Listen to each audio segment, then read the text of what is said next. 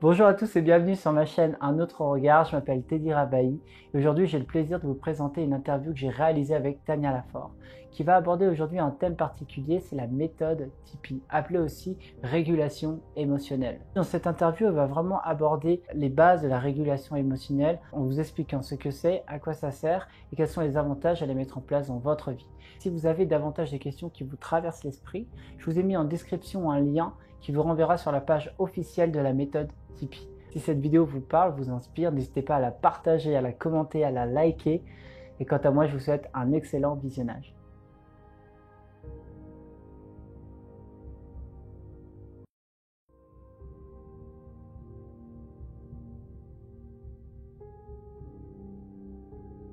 Moi, j'ai une histoire un peu particulière parce que je suis issue d'une famille de 15 enfants, ce qui est quand même pas banal.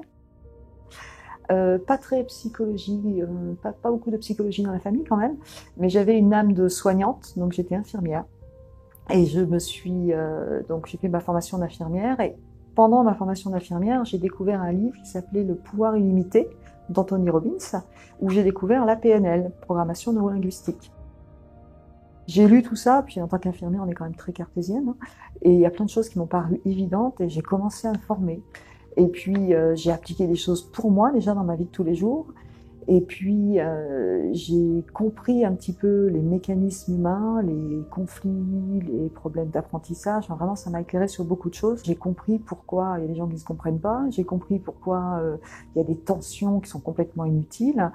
J'ai surtout réalisé à cette époque qu'on peut, quel que soit le milieu dont on vient, quelle que soit notre histoire, on peut changer sa vie et on peut devenir qui on a envie d'être.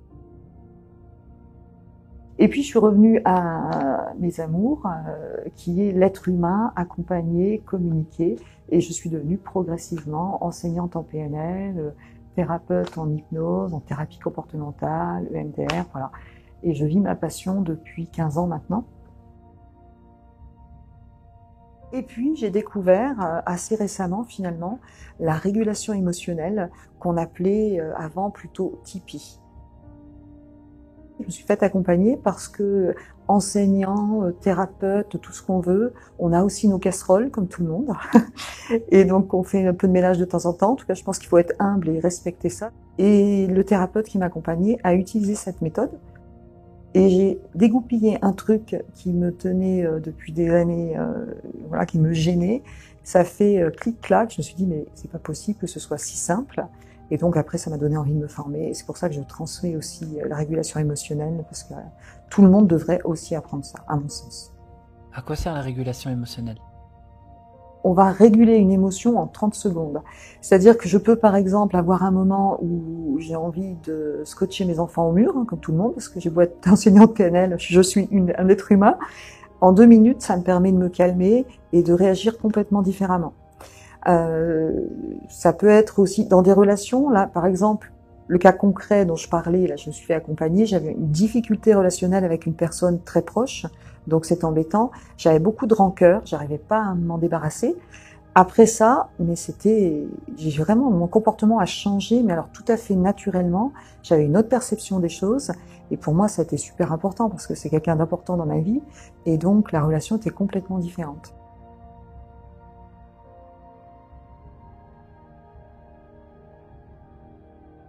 Les émotions, on sait qu'on a des émotions, qu'elles sont utiles, que c'est comme un GPS pour nous dire, voilà, fais quelque chose, il faut agir. Simplement, parfois, on est tellement dans une difficulté émotionnelle qu'on a une réaction qui va pas du tout être adaptée. D'où viennent nos difficultés émotionnelles?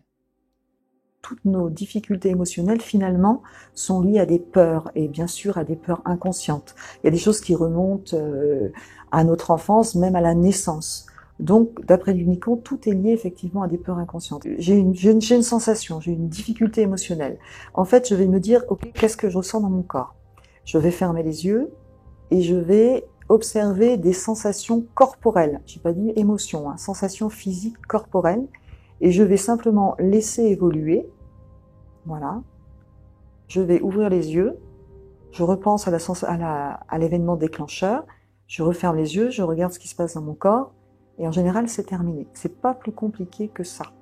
En fait, ce qui est extraordinaire dans cette technique, c'est que je ne vais pas simplement gérer mon émotion, je vais traiter définitivement la difficulté émotionnelle face à cette situation particulière.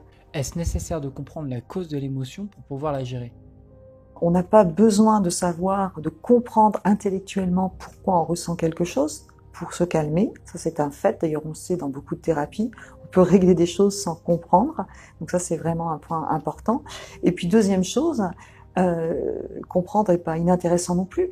Une fois que je suis calmée émotionnellement, je vais pouvoir analyser. Si par exemple je suis en colère après quelqu'un qui me fait vraiment quelque chose qui est en dehors de mes valeurs, qui ne me respecte pas, ok ? D'abord je me calme et après je vais pouvoir utiliser par exemple la communication non violente, reposer des règles, m'exprimer. Mais je vais le faire sereinement et calmement. Donc l'un n'empêche pas l'autre. Et parfois, on peut avoir des sensations d'anxiété, on peut être pas bien. On ne sait pas vraiment pourquoi, parce que c'est complètement inconscient le déclencheur. Ça marche aussi bien. Donc, on n'a pas besoin de toujours comprendre la cause. Et quand on a une cause et qu'on a quelque chose à faire pour régler le problème, ça permet de le faire dans un état serein. La régulation émotionnelle, c'est quelque chose qui a été découvert par Luc Nicon. C'est un chercheur en pédagogie, Luc Nicon à la base. Donc, il n'est pas du tout dans la thérapie ni quoi que ce soit, hein. Et donc, un élève à lui avait des difficultés pour faire un geste précis. Et lui, son dada, c'est de réfléchir l'apprentissage, comment l'impact du corps, du corporel sur l'apprentissage. Il lui a dit tout bêtement, qu'est-ce que ça fait dans ton corps ? Dis-moi, qu'est-ce que ça fait dans ton corps ? Le gamin a fermé les yeux, il s'est concentré, ça a duré 2 minutes, il a ouvert les yeux, puis il a dit, maintenant ça va. Après, il a réussi à faire son truc tranquillement. Et puis, il lui a dit, mais après coup, parce que c'était pas le but de ses recherches dans la régulation émotionnelle, il lui a dit, tu sais, depuis le temps que j'ai fait ça, en fait, j'ai plus jamais eu de la difficulté. Il dit, tiens, ça c'est intéressant, le chercheur, hein, donc ça fait tilt. Il a reproduit plusieurs fois, d'abord dans le cadre d'apprentissage, et s'est rendu compte qu'en fait, ressentir dans son corps sans essayer de modifier quoi que ce soit, les gens n'avaient plus du tout le problème. Ce qui me surprend beaucoup, c'est qu'on cherche beaucoup aujourd'hui à comprendre les choses intellectuellement, alors que cette méthode, elle est complètement basée sur le ressenti. Finalement, quand on vit une émotion, c'est la prise en charge intellectuelle de l'émotion qui va parfois poser problème.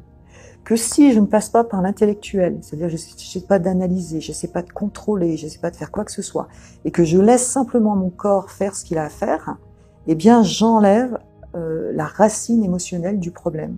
Et je régule complètement. C'est vraiment super important ce que tu viens de dire parce que c'est ça. Je pense que le corps est intelligent, il y a une intelligence corporelle et qu'on intellectualise beaucoup trop les choses.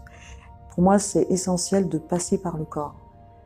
Pour moi, le mental est intéressant. Attention, je fais la TCC aussi, donc le côté cognitif est intéressant parfois. Je pense qu'il y a beaucoup de choses qui se règlent très facilement en passant par le corps. Pour moi, c'est quelque chose qu'on doit apprendre. Et quelque part, dans notre culture actuelle, on doit se rééduquer à ça.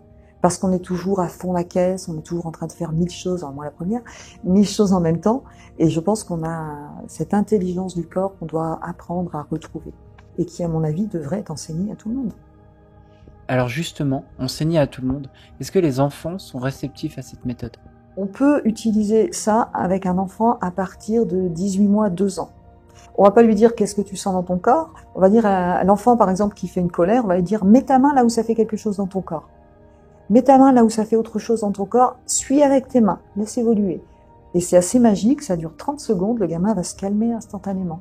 Imagine l'impact si on peut déjà à nos bouts de chou tout petits leur enlever des empreintes qui vont pas se créer du tout parce qu'on régule tout le temps. Imagine l'impact sur la qualité de vie de ces gamins, c'est carrément génial. Les enfants seront moins en stress pour apprendre, une difficulté d'apprentissage, parfois c'est des histoires qu'on se raconte. Imagine, je pense que je suis nulle en maths, j'ai mon contrôle, je bloque, ça on le voit très bien dans la préparation mentale. J'apprends à faire une régulation émotionnelle, pouf, ça passe. Dans les difficultés relationnelles, il y a beaucoup. J'ai un ami qui me dit il y a beaucoup de traumatismes qui sont faits dans les cours d'école. Les enfants sont très durs entre eux. Les enfants vivent des choses, des fois des humiliations, des colères, se sentent pas respectés. Ils vivent des choses énormes. Je pense que ça devrait être utilisé et enseigné à l'école, qu'on devrait tous apprendre à faire ça et qu'on aurait tous une meilleure qualité de vie. Et à mon sens, je pense sincèrement, ce que j'appellerais des traumas, je n'irai peut-être pas jusqu'au mot trauma, mais on aurait moins de difficultés par le futur, on aurait moins de blocages en tout cas dans le futur si on apprenait ça dès qu'on était enfant. Un jour, j'étais avec ma fille récemment, là, je faisais une rando à Six Fers à cheval, et puis ma fille a une phobie des serpents, donc elle a peur. On marchait et d'un coup, on entend... Alors elle se bloque, puis alors vraiment figée, hein, paralysée, puis panique. Je me suis mis en face elle pour la couper du déclencheur, le serpent, enfin le son du serpent en tout cas était derrière, et je lui ai dit: qu'est-ce que tu sens dans ton corps? Qu'est-ce que tu sens dans ton corps? Ferme les yeux. Là, faut être un peu directive, hein, pour le coup. Qu'est-ce que tu sens dans ton corps? Mets ta main là où ça fait autre chose. Suis avec tes mains. Elle s'est calmée très rapidement. Après, on a pu continuer. Alors, je ne sais pas si ça a marché complètement là cette fois-ci parce que elle voulait pas y aller au départ, mais en tout cas, ça a permis de la calmer. Puis ensuite, quand on est reparti, elle avait plus peur. Au niveau professionnel, il y a des études qui ont été faites. On améliore l'efficacité. Quand je suis dans le cadre du travail, il y a un moment, je me sens débordée. J'ai une sensation physique quand je me sens débordée. J'y pense pas forcément parce que j'intellectualise le truc, mais si au moment où je me sens débordée, je ferme les yeux, là va apparaître automatiquement des sensations physiques. Et ben je fais ma régulation émotionnelle, je vais pouvoir être beaucoup plus calme et prendre du recul. Et vis-à-vis de tous les éléments qui provoquent cette sensation de débordement, après c'est fini. Je gère le truc, je suis beaucoup plus serein et je peux passer à l'action. Qu'est-ce qui fait qu'on le fait pas naturellement alors que c'est naturel? Si on a une émotion, d'accord? Si je ferme les yeux, je passe par le corps, ça peut être très violent quelque part. C'est-à-dire que c'est hyper désagréable. Je sais pas si tu as déjà eu une crise d'angoisse, mais quand on a une crise d'angoisse, il y a le cœur qui bat, on sent des nœuds, etc. C'est violent. Donc comme c'est très désagréable, ben, l'inconscient nous fait passer tout de suite, on est coupé de notre sensation corporelle et on passe dans l'intellectuel. Ça veut dire qu'il faut avoir le courage d'aller dans le corps. Il faut accepter ces sensations désagréables qui peuvent être parfois même très fortes, mais qui sont en même temps très courtes. Parce qu'en 2 minutes, c'est réglé. Donc c'est pour ça que, comme c'est assez désagréable, naturellement, l'inconscient passe par autre chose. On passe par l'intellectuel ou en réflexe, on va respirer, on va apprendre à faire autre chose pour se calmer tout de suite. Alors que si on accepte de laisser faire le corps, on est juste un observateur, là on va réguler la situation. Moi je vous conseille de tester et faites l'expérience par vous-même. Et vous verrez, après vous pourrez peut-être aller plus loin, mais faites déjà ça sur vous-même et vous verrez, c'est juste magique.